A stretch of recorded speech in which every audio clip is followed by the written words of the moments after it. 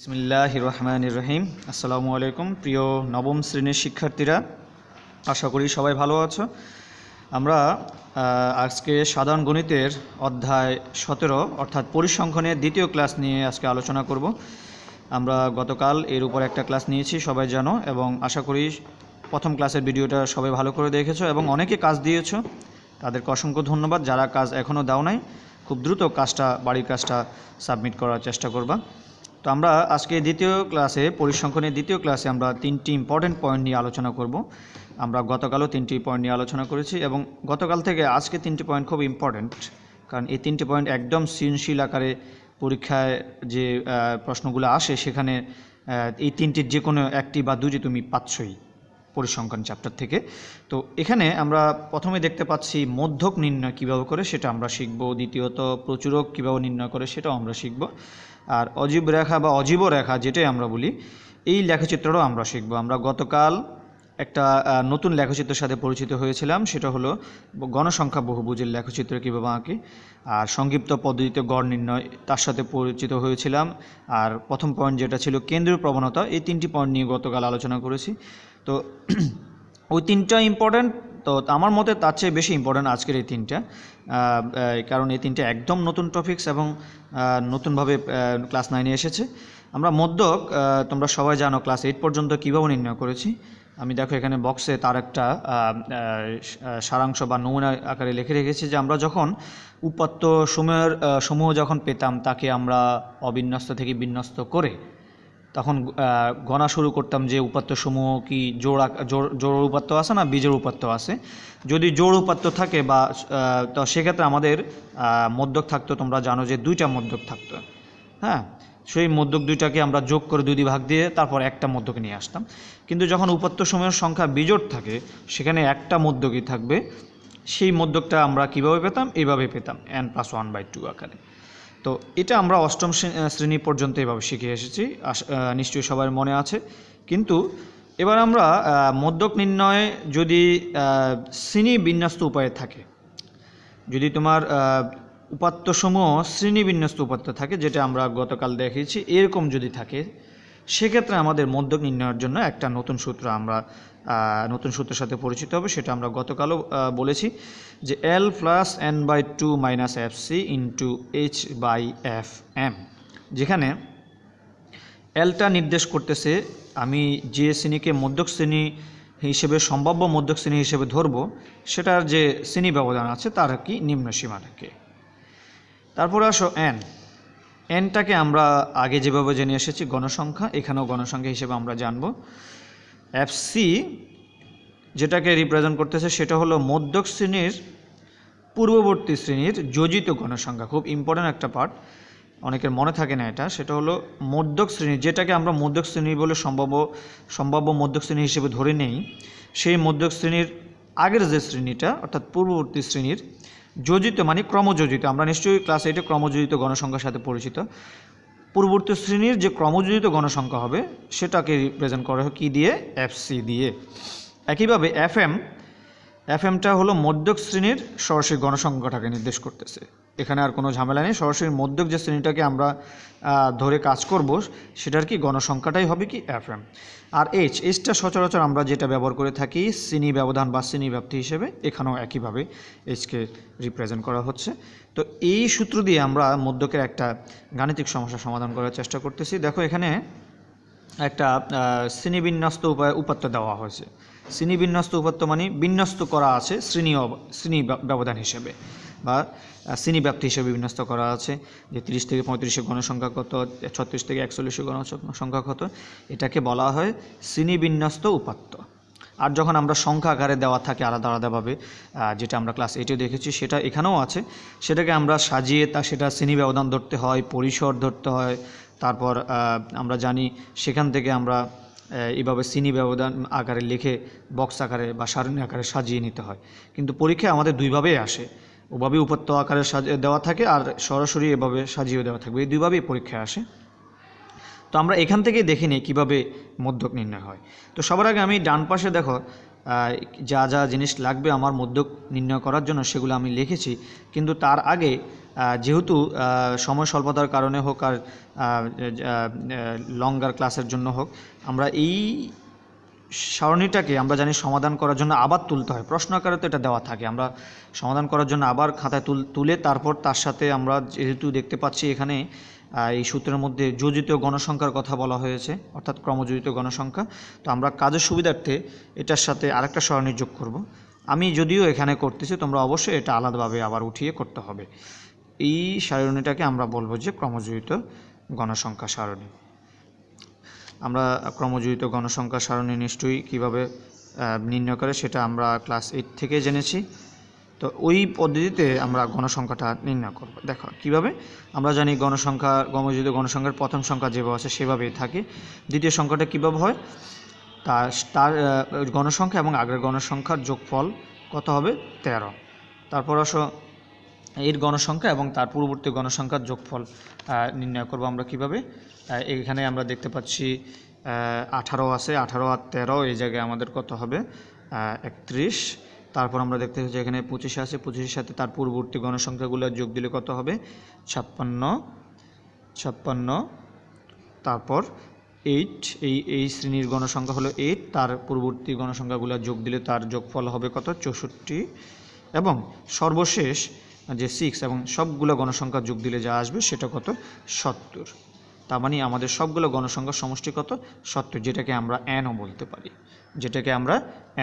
পারি, বা এই জায়গায় দেখো আমি লিখতে পারি সবগুলো গণসংখ্যার সমষ্টি আমি কি বলতে পারি, 70, তাই না।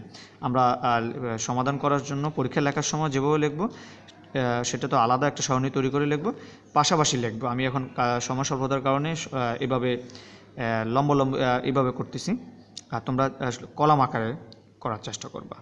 তো এবার আসো আমরা এখান থেকে n কি, n/2 কি, l কি, fc কি এবং fm কি সেটাও জানবো।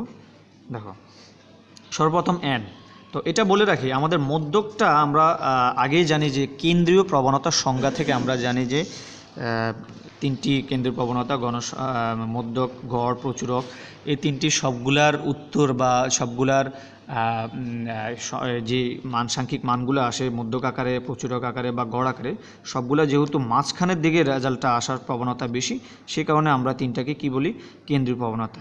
তো এখানেও আমাদের মধ্যক একদম মাঝখানের কোনো একটা গণসংখ্যা বা শ্রেণীব্যাপ্তি থেকে আসবে। সেই হিসেবে আমরা আরও সহজভাবে বলতে পারি যে এখানে পয়েন্ট আকারে আমি লিখেছি যে n/2 তম পদের মান হচ্ছে মধ্যক, বা n/2 পদের মানের কাছে মধ্যকের মানটা এক্স্যাক্টলি মানটা পাওয়া যাবে। তো n/2 এখানে বোঝাচ্ছে n হলো কি দিয়ে, 70 দিয়ে, মানে টোটাল গণসংখ্যা, আর 2 দিয়ে ভাগ দিলে কত হয়, 35। তো আমরা এখানে দেখব যে গণসংখ্যা 35 কোন সারণীর দিকে যাচ্ছে। গণসংখ্যা 35 যদি আমি বলি এখানে 13, 3, 13, 31, তারপর 31 বারে 35 চলে যাচ্ছে, তাহলে এই 56-এর ভিতরে আমার 35টা আছে। সে কারণে এই গণসংখ্যার বা এই ক্রমযোজিত গণসংখ্যার শ্রেণীব্যাপ্তি কোনটা, এটা। তার মানে এই শ্রেণীব্যাপ্তির ভিতরে আমার কি আছে, মধ্যকটা আছে, এবং সেটা আমরা নির্ণয় করব এই সূত্রের মাধ্যমে। তাহলে আমরা বলতে পারি আমরা যে এই fm fc যে কথাগুলো বলি, মধ্যক শ্রেণী, পূর্ববর্তী শ্রেণী, মধ্যক শ্রেণী গণসংখ্যা, সেটা আমরা কার উপর ডিপেন্ড করে করব, এই n/2 উপর ডিপেন্ড করে। তো আমরা এখানে n ইকুয়াল যেহেতু জানি 70, সেটা লিখলাম। n/2 হবে কত, 70কে 2 দিয়ে ভাগ দিলে কত হবে, 35। তারপর l কে আমরা বলেছি মধ্যক শ্রেণীর নিম্ন সীমা, মধ্যক শ্রেণীটাকে আমরা ধরতেছি আপাতত এটা, তো তার নিম্ন সীমা কত, 48। তারপর fc কে আমরা বলতেছি মধ্যক শ্রেণীর পূর্ববর্তী শ্রেণীর যোজিত গণসংখ্যা, মধ্যক শ্রেণীর এটা, তার পূর্ববর্তী শ্রেণীর যোজিত গণসংখ্যা, তার মানে 31কে নির্দেশ করতেছে। আচ্ছা, তারপর কে আমরা জানি শ্রেণী ব্যবধান আমরা দেখতে পাচ্ছি এখানে 6। তারপর আসলে fmটা হলো মধ্যক শ্রেণীর গণসংখ্যা, সরাসরি মধ্যক শ্রেণী যেটা আছে সেটার কি গণসংখ্যা, তার মানে 25। এই সবগুলো পাওয়ার পরে আমার কাজ হলো এই মানে বসিয়ে দেওয়া। l এর মান 48, n/2 মান যেহেতু আমরা সরাসরি 35 পাচ্ছি সেটা বসিয়ে দেব, fc আমরা 31 পেয়েছি সেটা বসিয়ে দেব, শ্রেণী ব্যবধান 6, fm 25। এই সবগুলো ক্যালকুলেশন করে আমার একটা উত্তর আসবে, যেটা মোটামুটি 48.96 মতো প্রায় বলতে পারি বা কাছাকাছি বলতে পারি। তো এই 48.96 দেখো কোন শ্রেণীতে আছে, এটার ভিতরে তাই না? তাহলে আমাদের সম্ভাব্য যে মধ্যকটা সেটার ভিতরে আছে এবং অবশ্যই এর কাছাকাছিই থাকবে, কারণ আমরা জানি মধ্যক, প্রচুরক, গড় এগুলো সবই কেন্দ্রীয় প্রবণতা, কেন্দ্রের দিকে আসার সম্ভাবনা। দেখ মোটামুটি 30 থেকে 65 মাঝে এই যে সংখ্যা যেগুলো 48 থেকে 53 এখানে কিন্তু আমরা মধ্যকটা পেয়েছি। আচ্ছা, তাহলে আমরা খুব সহজে মধ্যকটা নির্ণয় করতে পারবো যদি প্রথমত এই সূত্রটা আমার মনে থাকে এবং এই সূত্রের এলকে কী রিপ্রেজেন্ট করা হয়, এফসিকে কী রিপ্রেজেন্ট করা হয়, এফএম এর কী দিয়ে কী বোঝানো হয়, এই জিনিসগুলো তোমার মুখস্থ রাখতে হবে। এবং এমসিকিউ আকারে অনেকবার পরীক্ষায় এসেছে যে এফসি দিয়ে কী নির্দেশ করে, 4টি অপশন দেয়, এমসিকিউ আকারে আসে অথবা 2 মার্কের সৃজনশীল আকারেও আসে। এফএমকে কী নির্দেশ করে, এমসিকিউ আকারে খুব আসে। তোমরা এগুলো ভালো করে আগে জানবে, তারপর যা ম্যাথ করবে। এবার আসলে দ্বিতীয় যে টপিকস আমাদের, প্রচুরক কীভাবে নির্ণয় করতে হয়। প্রচুরকের আমরা যেটা জেনে এসেছি একদম 6 থেকে 8 পর্যন্ত, সেটা হলো আমরা উপাত্তসমূহ যখন দেওয়া থাকে বিন্যস্ত আকার হোক আর অবিন্যস্ত আকার হোক, সেখানে আমরা দেখতে পাই কি সর্বাধিক সংখ্যক যে উপাত্তগুলো থাকে, সর্বাধিক সংখ্যক যে উপাত্ত থাকে তাকে আমরা প্রচুরক বলে জানি। তো আমরাও এখানে বিন্যস্ত আকারে, শ্রেণীবিন্যস্ত আকারে যে উপাত্তসমূহ দেওয়া থাকবে, যে সর্বাধিক উপাত্ত বা সর্বাধিক গণসংখ্যা যে শ্রেণীর মধ্যে থাকবে সেখানে আমাদের প্রচুরকটা থাকবে। তো তার সাথে কিছুটা মিল আছে যে সর্বাধিক সংখ্যক উপাত্তকে আমরা সরাসরি 8ম শ্রেণী পর্যন্ত চিনে এসেছি, ওই সংখ্যাটাই কি প্রচুরক। যেমন 18 যদি 4-5 বার থাকে, সর্বোচ্চ 18টাকে আমরা প্রচুরক হিসেবে জানি। সেটা হলো কি অবিন্যস্ত উপাত্তের ক্ষেত্রে। তো আমরা বা বিন্যস্ত করে আমরা যেটা সরাসরি উপাত্ত আকারে দেওয়া থাকে সেখান থেকে আমরা প্রচুরকটা পেতাম, কিন্তু যেটাকে একবার শ্রেণী বিন্যস্ত আকারে উপাত্তে দেওয়া থাকে সেক্ষেত্রে আমরা প্রচুরক নির্ণয় করব এই সূত্রের সাহায্যে। যেখানে এলকে আমরা কিছুক্ষণ আগে মধ্যক শ্রেণীর জন্য মধ্যক নির্ণয়ের জন্য যেটা বলে এসেছি, এখানেও সে প্রায় সেম নাম। সেখানে ছিল মধ্যক শ্রেণীর নিম্নসীমা, তো এখানে এল হলো কি প্রচুরক শ্রেণীর নিম্নসীমা, যেটাকে আমি এল বলে বা প্রচুরক শ্রেণী বলে জানবো, সেটা নিম্নসীমাকে আমরা এল দিয়ে রিপ্রেজেন্ট করব। এসকে শ্রেণীব্যাপ্তি একই আগেরটার মতো। F1 F2 হলো ইম্পর্টেন্ট তোমার জন্য, যেটা অনেকের মনে থাকে না, সেটা হলো প্রচুরক শ্রেণীর গণসংখ্যা যেটা তুমি ধরবা সেখান থেকে বাদ দিবা হলো পূর্ববর্তী শ্রেণীর গণসংখ্যাকে। আচ্ছা, F2 কি একইভাবে প্রচুরক শ্রেণীর গণসংখ্যা থেকে বাদ দিবা হলো পরবর্তী শ্রেণীর গণসংখ্যাকে, পরবর্তী শ্রেণীর গণসংখ্যাকে। এটা হবে তোমার পরবর্তী শ্রেণীর গণসংখ্যাকে। তো এবার আসো এই 3টা বা 4টা অজানা প্রতীকের রাশি দিয়ে, মান দিয়ে আমরা প্রচুরকটা কীভাবে নির্ণয় করে, এই সারণী থেকে আমরা বুঝতে পারবো। যেখানে আমার শ্রেণীব্যাপ্তি এবং গণসংখ্যা দেওয়া আছে, এবং খেয়াল রাখবা শ্রেণীব্যাপ্তিটা আমার বিন্যস্ত আকারে, অবিচ্ছিন্ন আকারেও থাকতে পারে আর কি বিচ্ছিন্ন আকারেও থাকতে পারে। তো আমরা এখান থেকে জেনে নিই যে আমার কোন জায়গাটাতে বা কোন শ্রেণীতে আমার প্রচুরক শ্রেণীটা থাকার সম্ভাবনা আছে। দেখো গণসংখ্যা দিয়ে আমরা খুব সহজে বুঝতে পারবো কোন শ্রেণীর গণসংখ্যাটা সবচেয়ে বেশি, এই শ্রেণীর 61 থেকে 70, কারণ এটা গণসংখ্যা সর্বাধিক গণসংখ্যা এখানে কত 12 আছে। তার মানে আমার প্রচুরকটা এই শ্রেণীর মধ্যে আছে, এই 61 থেকে 70-এর মধ্যে, এবং সেটাই আমি এখানে বক্স আকারে লিখেছি যে গণসংখ্যাটা সর্বাধিক 12 আছে কোথায়, 61 থেকে 70-এ। তো আমরা এখান থেকে এল এর মানটা বলতে পারি যে এল ইজ ইকুয়াল টু কি প্রচুরক শ্রেণীর নিম্নসীমা। প্রচুরক শ্রেণীর যেটা আমরা সেটাকে নিম্নসীমা, তার মানে 61কে বলতে পারতেছি। তারপর আমরা বলবো যে F1কে বলা হচ্ছে প্রচুরক শ্রেণীর নিম্নসীমা থেকে আমার যদি পূর্ববর্তী শ্রেণীর গণসংখ্যা বিয়োগ দেয় সেক্ষেত্রে আমার কত হচ্ছে 12। প্রচুরক শ্রেণীর গণসংখ্যা থেকে আমার পূর্ববর্তী শ্রেণীর মানে 8 বাদ দিব, কত থাকবে 4। একইভাবে F2 দিয়ে আমরা যেটা বুঝিয়েছি প্রচুরক শ্রেণীর যে গণসংখ্যা আছে সেখান থেকে বাদ দেবে তার পরবর্তী যেটা গণসংখ্যা আছে 9, সেখান থেকে বাদ দিলে থাকবে আর কত 3। আর এসকে আমরা জানি শ্রেণী ব্যবধান, যেটা এখানে দেওয়া আছে কত 10। তো এবার আসো আমরা এই মানগুলো যদি এখানে বসিয়ে দিই, 61 4 + 3 × 10, তাহলে তার ক্যালকুলেশন করে মোটামুটি দশমিক আকারে বা প্রায় মান আসবে 66.7, এবং সেটা কোন শ্রেণীর ভিতরে আছে। দেখো এই 61 থেকে 70-এর ভিতরে অবশ্যই 66 আছে, তাই না, 66.7 আছে। তো আমরা এই কাজটা খুব সহজে করে দেখাতে পারতেছি। কেন? কখন? যখন আমি এই সূত্রটা জানবো যে প্রচুরক শ্রেণীবিন্যস্ত উপাত্তের ক্ষেত্রে প্রচুরকের যে সূত্রটা সেটা কি, এবং সেই সূত্রের F1 F2 H এবং L কে কী কী জিনিস রিপ্রেজেন্ট করে সেটা অবশ্যই মনে রাখতে হবে।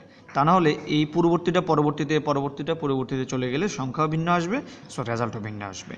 তো এবার আসো আমরা তৃতীয় যে পয়েন্ট আমাদের আজকের অজীব রেখা লেখচিত্র বা অজীব রেখা লেখচিত্রে কীভাবে অঙ্কন করতে হয়, খুব সহজভাবে আমরা অঙ্কন করব। বিগত আমরা যে গণসংখ্যা বহুভুজ এঁকেছি তার সাথে মিল থাকবে, সব লেখচিত্রের সাথে মিল থাকবে, কিন্তু পার্থক্য হলো কোনোটার আমি শ্রেণী মধ্যমান দিয়ে গণসংখ্যা দিয়ে, কোনোটার আবার শ্রেণী মধ্যমান বা গণযোজিত গণসংখ্যা দিয়ে যেমন আমরা এই অজীব রেখাটা করব হলো ক্রমযোজিত গণসংখ্যার সাহায্যে। কার সাহায্যে? ক্রমযোজিত গণসংখ্যার সাহায্যে। তো আমরা এই যে প্রশ্নটা আছে, প্রচুরক আমরা যেই শ্রেণীবিন্যস্ত উপাত্ত দিয়ে বের করেছি, যে সারণী থেকে বের করেছি, এই সারণীকে থেকেই আমি অজীব রেখা লেখচিত্র কীভাবে অঙ্কন করতে হয় সেটা দেখাবো। কিন্তু তার আগে যেটা সব গ্রাফের জন্য ইম্পর্ট্যান্ট পার্ট, সেটা হলো বিচ্ছিন্ন আকারে থাকা যে শ্রেণী ব্যাপ্তিগুলা বা শ্রেণী ব্যবধানগুলা, সেটাকে অবশ্যই তোমাকে কি করতে হবে? অবিচ্ছিন্ন করতে হবে, যেটা আমরা গতকালের ক্লাসেও দেখিয়েছি। দেখো এখানে 31 দিয়ে শুরু, 40 দিয়ে শেষ, কিন্তু পরেরটা আবার 41 থেকে 60, মানে দুটোর সাথে কোনো সম্পর্ক নেই। যেটা শেষ, যেখান থেকে শুরু, এভাবে হলে আমাদের গ্রাফ আঁকা সম্ভব হবে না। তো আমার সর্বপ্রথম এমনভাবে চেহারা আনতে হবে যেটাকে বলা হয় অবিচ্ছিন্ন চেহারা। দেখো 30, 40, 50, 60, 70, 80, মানে কারোর মধ্যে কোনো ব্যবধান থাকতেছে না। এখানে যার শেষ আর ওখানে সেই সংখ্যা দিয়ে শুরু, তাই না? তো এটা আমার গ্রাফে যখন আমি নামকরণ করি সেখানে এই জিনিসটা লাগে। দেখো আমি 30 লিখেছি, 30-এর পরে তো আমার এখানে চাইলে আমি 40 লিখলাম, পরবর্তীতে আবার 41 লেখার সুযোগ নেই। আমার ব্যবধানটা সেম থাকতে হবে সবসময়, মানে এখানে 30, 40, আবার 40 থেকে কি 50, 50 থেকে 60।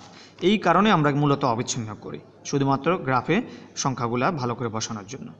তো এবার আসো, এই গ্রাফে আমরা যদি ক্রমযোজিত গণসংখ্যাগুলা বসিয়ে আমরা যখন বিন্দুগুলা যোগ করলে আমাদের প্রয়োজনীয় যে লেখচিত্র সেটা বের হয়ে যাবে।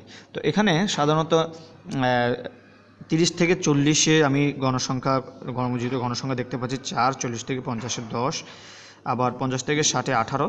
তো আমরা এখানে 30 থেকে 40 এই ব্যবধানের মধ্যে যদি গণসংখ্যা 4 হয়, তো আমরা তার আগে যে জিনিসটা বলে নিই লেখচিত্র আঁকার আগে, যে তুমি x অক্ষের প্রতি ঘরকে কত ধরবা অথবা y অক্ষের প্রতি ঘরকে কত ধরবা, তার উপর ডিপেন্ড করে কিন্তু আমরা মানগুলা বসাই। সেক্ষেত্রে আমার গ্রাফটা একটু বড় হবে না ছোট হবে সেটা নির্ভর করে। এখন আমি যেহেতু এখানে একটা মোটামুটি আনুমানিক একটা লেখচিত্র রেখেছি, আমরা এটা জানি যে প্রত্যেক ঘরের মাঝখানে ব্যবধান কত? 5, কিন্তু আমি এখানে কত নিয়েছি? 10, তার মানে প্রতি ঘরে কত পড়ছে? প্রতি ক্ষুদ্রতম এক ঘরের মান কত পড়েছে? 2 পড়েছে। আবার এদিকে দেখো, এদিকে আবার ঠিক আছে, y অক্ষের দিকে দেখো, আমি প্রতি ঘরের মাঝখানে যেহেতু 5টা ঘর থাকে, তাহলে এখানে সেম মান ঠিক আছে, প্রতি ঘরের মান 1 ধরে এতটুকু ব্যবধান কত দিলাম? 5। কিন্তু এখানে যেহেতু 10, তার মানে প্রতি ঘরে কত পড়েছে? 2 করে। তাহলে আমরা বলতে পারি x অক্ষে প্রতি ক্ষুদ্রতম এক ঘরকে 2 একক ধরে, হ্যাঁ, এবং y অক্ষে প্রতি ক্ষুদ্রতম এক ঘরকে 1 একক ধরে আমরা অজীব রেখাচিত্র অঙ্কন করব। এই কথাগুলো অবশ্যই তোমাকে লিখতে হবে, এই কথা ছাড়া তোমার গ্রাফ হবে না, আগেই বলেছি এখনও বলতেছি। তো এবার আসলে আমরা যদি বিন্দুগুলি বসিয়ে দেখাই তোমাদেরকে, তাহলে তার চেহারাটা কেমন হবে। এখানে দেখো 30 থেকে 40-এর মধ্যে আমরা দেখতে পাচ্ছি শ্রেণীবদ্ধ গণসংখ্যা বা ক্রমযোজিত গণসংখ্যা কত? 4। তো 30 থেকে 40-এর মধ্যে ক্রমযোজিত গণসংখ্যা যে 4, সেটা আমরা কোথায় বসাবো? যে উচ্চসীমা আছে 40-এর, দেখো 30 থেকে 40-এর বরাবর এসে একটা বিন্দু আমি দেব। আবারও খেয়াল করো, আমরা গতকাল দেখেছি শ্রেণী ব্যবধানের এক্স্যাক্টলি মধ্যমানগুলা যে মাঝখানে যে বিন্দুটা আছে সেখানে আমি বিন্দু দিয়ে সবগুলা বিন্দু যোগ করে আমি কি পেয়েছি? গণসংখ্যা বহুভুজ। কিন্তু আজকেরগুলো একটু খেয়াল করো, শ্রেণী ব্যবধানের ঊর্ধ্বসীমা যেটা আছে 30 থেকে 40-এর ঊর্ধ্বসীমা কি 40, ওই 40 বরাবর তার ক্রমযোজিত গণসংখ্যার মানটা বসবে। যেহেতু এখানে 4, তাহলে আমি 4টা একটু নিচে দিব। আচ্ছা, এটা নিচে দিলাম। এবার আসো 40 থেকে 50-এর ক্রমযোজিত গণসংখ্যা কত? 10, তার মানে এই জায়গায় হবে। আচ্ছা, তারপর আসো 50 থেকে 60, তার ক্রমযোজিত গণসংখ্যা কত? 18, তাহলে 60 বরাবর আমি 18 যাব, 15, 16, 17, 18 ধরো আনুমানিক এই জায়গায়। আচ্ছা, এবার আসো 60 থেকে 70-এর ক্রমযোজিত গণসংখ্যা কত? 30, তাহলে আমি 70 বরাবর 30 যাব, 70 বরাবর 30 যাব, তার মানে এখানে।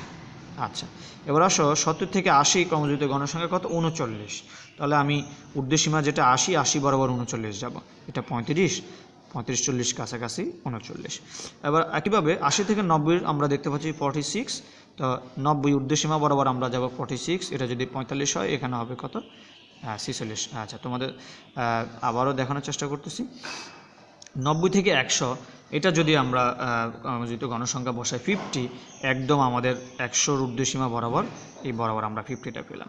তো এই সবগুলা রেখা স্কেল দিয়ে না যোগ করে তুমি হাত দিয়ে যোগ করে দিবা, সুন্দর দেখা যাবে। আর আগে বলেছি যে আগে সব গণসংখ্যা বহুভুজের ক্ষেত্র আর ইয়েদের ক্ষেত্র আমরা দেখিয়েছি যে এখান থেকে নিম্নসীমা থেকে রেখাটা শুরু হবে, তারপর এখানে যাবে, তারপর এখানে যাবে, এভাবে হাত দিয়ে যোগ করলে আমাদের হয়ে যাবে। মোটামুটি বোঝাতে পারলেও হবে যে আমি বহুভুজটা এভাবে অজীব রেখাটা এভাবে এঁকেছি, দেখো মোটামুটি এরকম। তো আমার এটা যদি স্কেল দিয়ে করতে যায় তাহলে স্ট্রেট হবে, মানে একদম স্ট্রেট হয়ে যাবে। তো এইটা দিয়ে হাত দিয়ে করলেও চলবে, আর কেউ যদি চাও যে আমি স্কেল দিয়ে একদম স্ট্রেট করব সেটাও হবে, কিন্তু অজীব রেখার ক্ষেত্রে মোটামুটি হাত দিয়ে তোমরা করার চেষ্টা করবে। আশা করি কীভাবে অজীব রেখা আঁকতে হয় সেটা বুঝতে পেরেছ। খুব সুন্দর একটা জিনিস, গ্রাফ সবসময় আঁকা খুব মজার জিনিস। এই জন্য গ্রাফটা আঁকার পরে যে একটা স্যাটিসফ্যাকশন তোমার মধ্যে আসবে যে যদি ঠিকভাবে আঁকা হয়, তাহলে তুমি বুঝতে পারবে যে তার মজাটা কোথায়। তো আমরা আজকে 3টি পয়েন্ট নিয়ে আলোচনা করেছি আজকের ক্লাসে। কীভাবে মধ্যক নির্ণয় করতে হয়, কীভাবে প্রচুরক নির্ণয় করতে হয়, এবং খুব ইম্পর্ট্যান্ট একটা গ্রাফ সেটা অজীব রেখা কীভাবে আঁকতে হয়। এই ক্লাসের মাধ্যমে আমাদের পরিসংখ্যানের অনলাইন ক্লাস শেষ হবে এবং শেষ হয়েছে। আশা করি সবাই ভিডিওটা প্রথম থেকে দেখেছো, এবং দেখে কোনো জায়গা না বুঝলে আমাকে কমেন্টে অবশ্যই জানাবে। এবং খুব ইম্পর্ট্যান্ট পার্ট যেটা, এই দুটি ক্লাস যদি তুমি ভালো করে শিখতে পারো তাহলে তোমার পরিসংখ্যানে আর কোনো সমস্যা থাকবে না। কারণ এই আজকের 3টি পয়েন্ট এবং গতকালের 3টি পয়েন্ট, এই 3টি পয়েন্টের মধ্যেই আমাদের ক্লাস 9-10-এর পরিসংখ্যান সীমাবদ্ধ। তো আশা করি পরবর্তী ক্লাসে আমরা নতুন চ্যাপ্টার নিয়ে বা নতুন টপিকস নিয়ে হাজির হব। সেই পর্যন্ত সবাই ভালো থাকো। আল্লাহ হাফেজ।